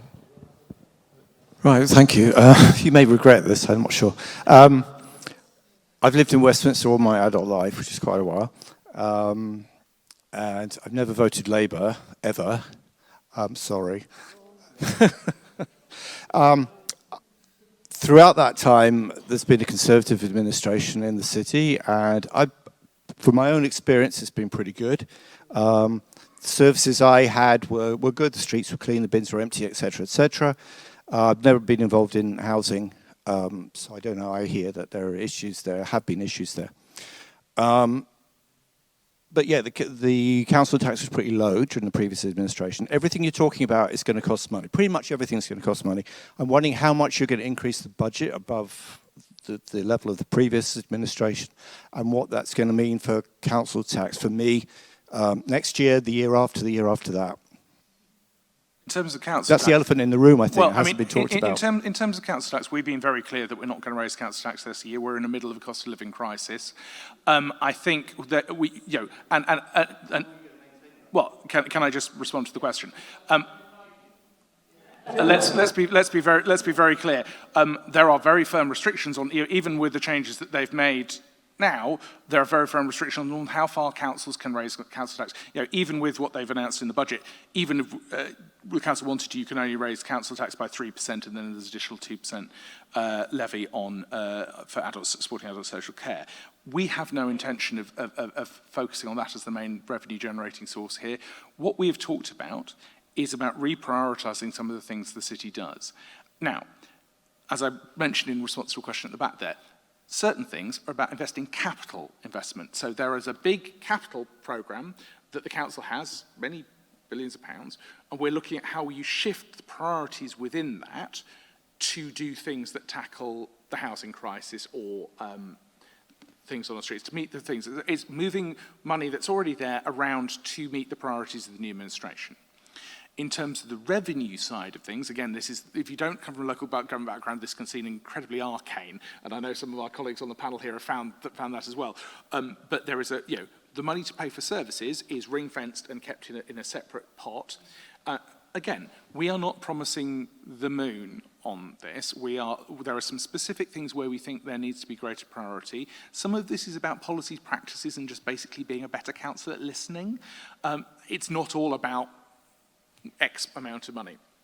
There's some specific targeted interventions that we're making from reserves to tackle the cost of living crisis. These are one-off payments, and we live in hope that the government is going to get a grip on the economy and not plunge people into penury without adequate support, as for years on end. We are facing that this year with the anemic response we've seen from Jeremy Hunt, following off the back of the mini-budget that cost us all 30 billion or whatever. So we've had a tough time at a national level. So we are making some targeted interventions now to tackle the worst of the cost of living crisis now. We will be reprioritising certain spending on the revenue side, and we'll be reprioritising stuff on the capital side to meet the priorities that we've set out in a manifesto. Certain things will cost money. Lots of things are about priorities and approach. So the answer is your council tax is not going to rise massively. We are freezing it for this year. Future years we will look at the financial situation at the time, but low council tax is here to stay in Westminster. There's a case for reforming council tax to make it a fairer system because it's very regressive. But ultimately, as you said, certain people in the city are lucky that they only interact with the council about certain services that seem to work well compared to other boroughs. We recognise that. We recognise the importance of keeping the streets clean, and all those sorts of things are important to many of our residents. As you've heard today, there are many more complex problems out there in the city, and we have to try and address those too, and it's getting the balance right is really important. But as I said, your guarantees of no increase, hard to believe, really. Sorry? I find your guarantees of no increase in council tax hard to believe. Well, I'm sure you'll find a reason to put it up next year. Sorry? We have made a commitment that we will not raise the council. We will do exactly what happened this year next year. We've made that very clear. That's budgeted. Sorry, I don't mean to be aggressive, but the idea of politicians never breaking their word is stretches credibility, really. I don't have a crystal ball that can tell you years future hence, but ultimately we recognise that low council tax is really important for many people. It's a regressive tax that impacts those on lower incomes most. There's all sorts of things outside of our control, but we have said that this year we are going to continue what we did, what the council did last year, next year. You will be able to judge that next year when you get your council tax bill. And there's nothing more I can say to that other than your inherent cynicism about this. And because ultimately, we recognise it's important because it is a regressive tax. It's not the best way of raising funds to help people. Local councils may have to do this in future because of the government not doing what it's supposed to. And we recognise there are some real challenges, but it's not our first port of call, and we'll just have to see. Anyone? No, I think that was the last. I think that woman's had her hand up.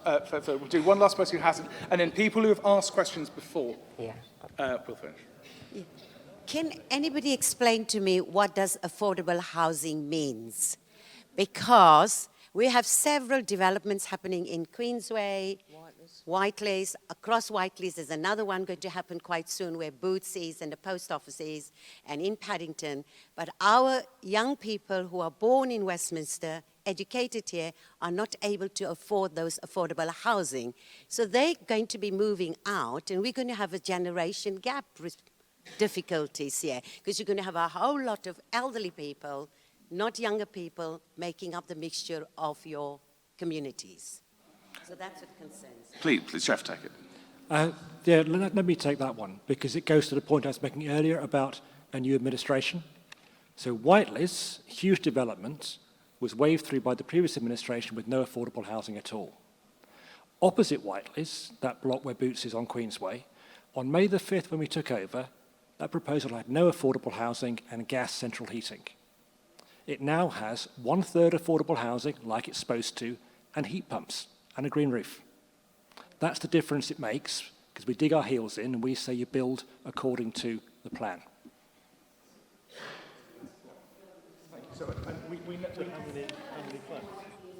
No, so let me answer that very briefly. We are focused on council homes for social rent. There are other forms of affordable housing that are supposed for helping key workers and other people who at rents that are higher but still below market rent. For far too long in Westminster played slightly fast and loose with the definitions compared to other local authorities, and meaning that certain things that were only affordable for people on 90k a year for their household income, which is massively above average household income in Westminster, which is for households is 51,000, which is higher than many other places in the country. But household income, so that's still 40 grand over the average household income in Westminster. So we've reformed that as part of the approach I said we've launched. Affordable housing in Westminster on council-owned land has to be within what's known as the London Living Rent, which means that that's affordable to households of 60,000 or under, but with normally much lower than that. And that's a secondary tier to the focus on council homes for social rent, which is the primary focus of what we're trying to build. There was a question I was going to ask. Do you have an absolute commitment to providing intermediate accommodation? Because without it, the young nurses, the young teachers, the young firemen, etc., will be pushed outside Westminster, and you'll lose all those sort of young people, young generation, as you were saying, and the families who do not fall into the social rent. It also, they also can provide the extended family support that another lady spoke about. Because I've heard rumours that you will not be providing or supporting intermediate accommodation. The last administration had just started in the last couple of years to do something about it, and they had an intermediate waiting list, but I had heard that this wasn't going to be the case any longer. But before you answer, I just wanted to say thank you Short answer is yes, we are. To the new administration. We are continuing intermediate. Sorry, can I just say, I wanted to say... You asked a question, I'm answering it. Yeah, no, I wanted to say, if you would just let me finish, that I wanted to thank the new administration for the amount of problems that the last administration over many years had left us with, and the number of issues that you have picked up and are working on. I think that is enormously credible to you. Thank you. So, thank you. I'm sorry for interrupting you. It was you're being nice. It was so yes, we are continuing with the twin track of flats at social rent and intermediate. Although we are going to flip the ratio, so we're going to there'll be more social. There'll be 6 out of 10 will be social, 4 out of 10 will be intermediate. But yeah, absolutely, because key workers need accommodation, and I think the starting salary for a teacher newly qualified in London is 34,000, and we need people to be able to live in the centre of town on those incomes. Absolutely. As Jeff said, we are refocusing our intermediate offer on key workers and making sure that they're actually affordable, because too often what was intermediate rent was unaffordable for many families. But the honest truth is the previous administration can talk about how it wanted to build more intermediate homes, but for decades they let developers off the hook left, right and centre when they should have been paying their fair share. And ultimately we'd be in a far better place, whether it's on social housing or whether it's on key worker housing, if they'd actually done that. So delighted that there is a pipeline of housing that's being built at the moment that we can work on and improve, but we're starting from a lower base than we really should have done. But we totally take that point, and ultimately we'll be focused on building council rents on our land, but there's different conversations to have with private developers about what they want to build on site on their land versus everything else. That's a conversation we're having. We'd want to take different views from people, but ultimately we want to make sure key workers are supported as well as council tenants. I want to say thank you so much for all of you for joining us tonight and running 40 minutes over time, but we wanted to make sure that everyone had an opportunity to ask at least one question. And